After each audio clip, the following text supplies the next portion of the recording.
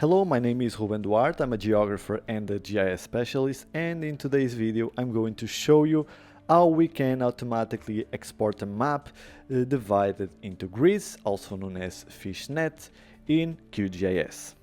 As you can see, I've already imported into the project 4 layers, a grid, the study area, and the land use and land cover for 2 different years, 2010 and 2015. This is just an example for what I want to show you. At first glance, the differences between these 2 layers are almost negligible. In 5 years, little has changed. But really, the main focus of this video isn't to compare maps, but it's to show you the tool that lets us divide the map into multiple grid cells and export everything at once. Now on the screen we have the QGIS layout view. You'll notice the zoom is already set on one of the grid cells. I had to manually adjust the map to align with the corners of that cell, just as I'm showing you right now. Although we know there aren't many differences between the 2 years, right now we're only seeing the 2010 map, both on the left and on the right. So to display the 2 versions side by side, we'll need to lock one of the map frames. But first, I'll quickly add 2 labels so we can tell which map is from 2010 and which one is from 2015. Back in our project, we can tell that the layer showing in the layout is the 2010 map, since it's on top of the 2015 layer.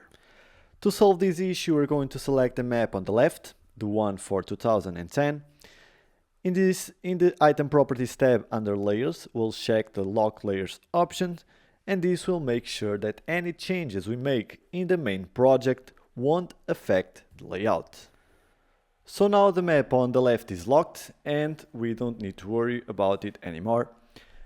Back in the main project, we'll turn off the 2010 layer and make the 2015 map visible instead.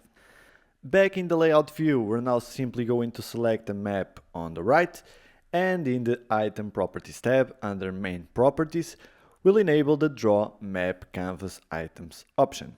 Now let's move on to the main goal of this tutorial. At the top menu, you'll find an option called Atlas.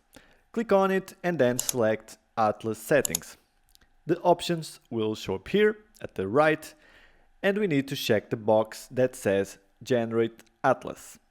Next, we need to choose a coverage layer. This is the layer that will define how the grid drives the map updates.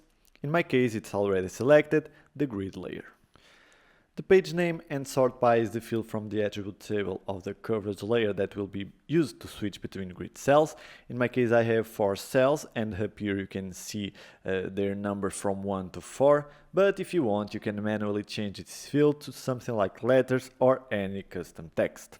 Next, we need to make sure that each of our maps has an imported option enabled. Under Item Properties, the Control by Atlas checkbox must be selected.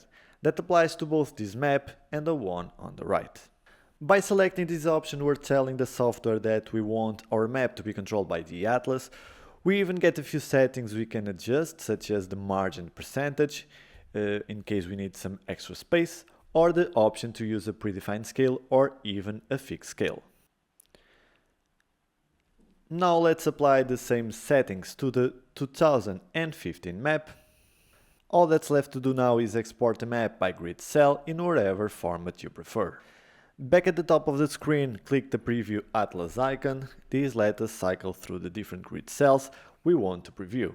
For example, we have here the grid number 1, and we can move to the grid number 2, grid number 3, or grid number 4 in my case. There are 2 ways to export. One is the standard method, exporting them one by going to Layout and selecting Export in your preferred format. Or we can export all 4 grid cells at once using the Atlas. Just go on Atlas, then choose Export as Image, for example. Then select the folder where you want to save everything and hit Save. We wait a few seconds or a few minutes depending on the size of the map and how many elements we're exporting. Then we open the folder we chose earlier and we will see all 4 maps have been exported automatically. Here we have map number 1, map number 2, 3 and 4. This way of exporting can be really useful when you're working with a map that contains a lot of information and needs to be shown at a more detailed scale. Of course, it all depends on the type of elements you want to highlight. Thank you for watching. If you like this type of content, don't forget to like, subscribe and comment what you want to learn next.